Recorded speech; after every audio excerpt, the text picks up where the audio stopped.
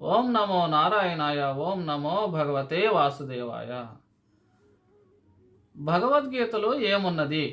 భగవద్గీతలో ఏమున్నది అనేటటువంటి విషయాన్ని క్లుప్తంగా తెలుసుకోవాలి అనగా,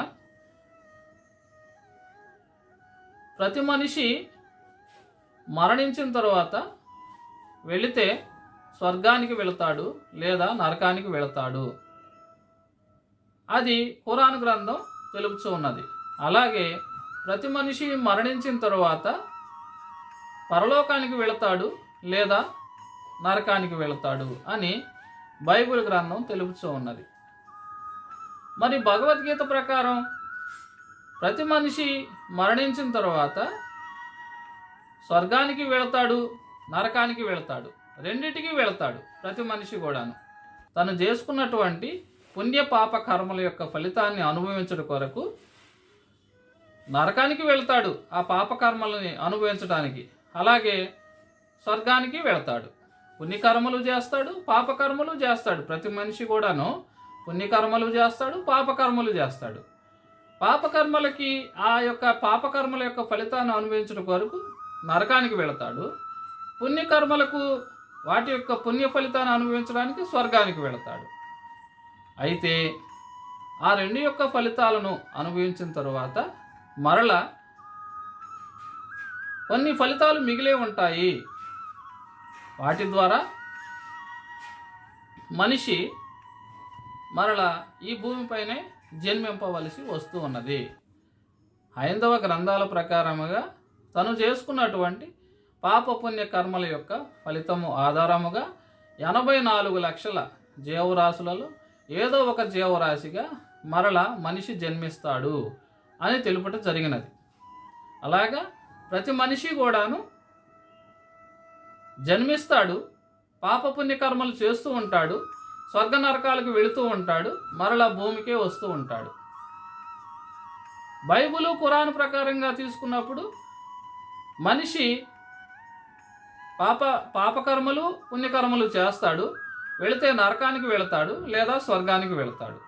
అక్కడ అలా ఉండిపోతారు వారి యొక్క కర్మ ఫలితాన్ని అనుభవిస్తూ అక్కడ ఉండిపోతారు వారు.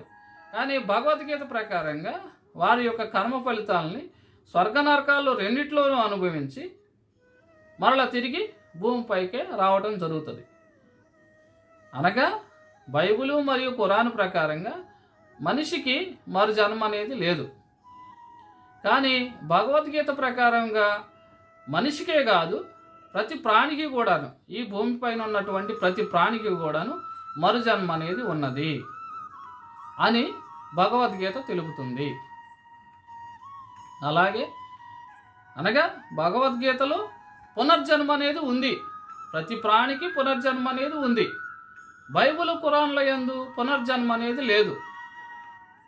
వెళ్తే నరకానికి లేదా స్వర్గానికి వెళతారు, అక్కడే ఉంటారు. కానీ భగవద్గీత ప్రకారంగా పునర్జన్మ అనేది ఉంది. జన్మించటం, మరణించటం, మరలా జన్మించటం, మరణించటం. అలాగే వారు చేసినటువంటి పాపపుణ్య ఫలితాల యొక్క ఫలితాన్ని ఆధారంగా 84 లక్షల జీవరాశులలో ఏదో ఒక జీవరాశిగా ఈ భూమిపైన జన్మించటం అనేది భగవద్గీత తెలుపుతూ ఉన్నది. అయితే ఇలాగా జన్మించటం, మరణించటం, జన్మించటం, మరణించటం, ఇది జనన మరణ చక్రం అని అంటారు. ఇక ఇంతేనా, ఇంకేమైనా ఉన్నదా అనగా మోక్షము అనేటటువంటిది ఇంకోటి ఉన్నది, ముక్తి అనేటటువంటిది ఇంకొకటి ఉన్నది భగవద్గీత యందు.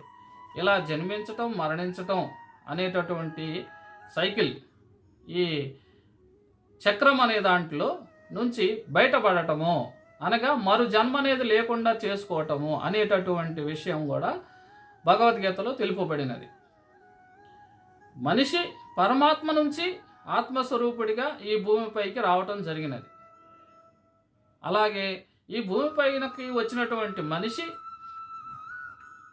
తను ఆత్మను కాదని మరచి తను పరమాత్మ స్వరూపాన్నే, స్వయంగా భగవంతుని యొక్క రూపాన్ని నేను అనేటటువంటి విషయాన్ని మరచి ప్రకృతి ద్వారా నిర్మితం కాబడినటువంటి జ్ఞానేంద్రియములు, అలాగే మనసు, బుద్ధి, శరీరానికి వశమయ్యి భౌతిక ప్రపంచంలో ఉన్నటువంటి సుఖాలనే శాశ్వతం అనుకొని భ్రమపడుచు పాపపుణ్య కర్మలను చేస్తూ ఉండటం వలన అతను ఈ భౌతికంగా ఉన్నటువంటి సుఖాలు శాశ్వతమని ఆ సుఖాల కోసం పరితపిస్తూ పనులను చేస్తూ పాపపుణ్య కర్మలను చేస్తూ ఉండటం వలన వాటి ఫలితాలను అతను మరణించిన తర్వాత తన ఎంట తీసుకుని వెలుచు స్వర్గ నరక లోకాలకు వెలుచు అక్కడి నుంచి మరలా భూమిపైకి వస్తూ ఈ విధంగా జనన మరణ చక్రంలో చిక్కుబడిపోతూ ఉన్నాడు.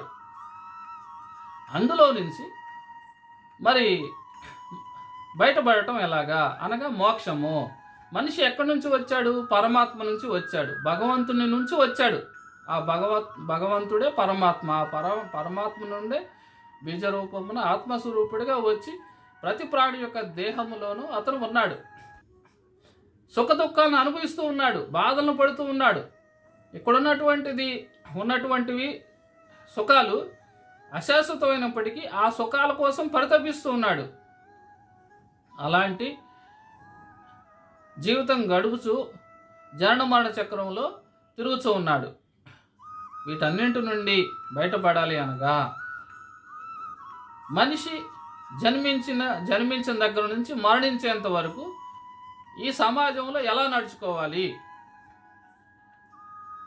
మోక్షాన్ని పొందాలి అనగా మరో జన్మ అనేది లేకుండా చేసుకోవాలి అనగా మనిషి ఈ సమాజంలో ఏ విధంగా బ్రతకాలి, తను జన్మించిన దగ్గర నుంచి మరణించేంత వరకు ఏ విధంగా బ్రతకాలి అనేటటువంటి విషయాన్ని భగవద్గీత తెలుపుతుంది. అనగా మోక్షాన్ని పొందే మార్గాన్ని తెలుపుతుంది. మోక్షాన్ని పొందే మార్గములు నిష్కామ కర్మయోగము, ధ్యానయోగము, భక్తి యోగము, వీటి ద్వారా మనిషి మోక్షాన్ని పొందవచ్చును.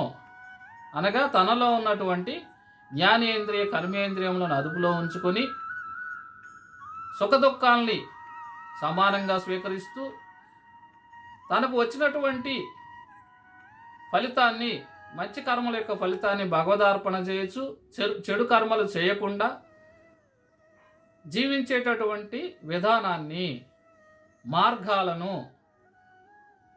మోక్షాన్ని పొందే మార్గాలను అనగా ఈ పరమాత్మలో నుంచి వచ్చినటువంటి ఆత్మ తిరిగి ఆ పరమాత్మలోనికి చేరేటటువంటి మార్గాన్ని భగవద్గీత తెలుపుతూ ఉన్నది. ఆ మార్గాన్ని తెలిపేటప్పుడు మనిషి ఏ విధంగా నడుచుకోవాలి, మనిషి ఏ విధంగా ఈ సమాజంలో ఉండాలి, ఎలా ఉంటే అతను మోక్షాన్ని పొందుతాడు అనేటటువంటి విషయాల్ని భగవద్గీత తెలుపుతూ ఉన్నది. ఈ విషయాన్ని నేను భగవద్గీత సారాంశాన్ని క్లుప్తంగా కొద్దిగలో అర్థమయ్యే విధంగా చెప్పడానికి ప్రయత్నం చేసినాను. ఓం నమో నారాయణాయ. ఓం నమో భగవతే వాసుదేవాయ.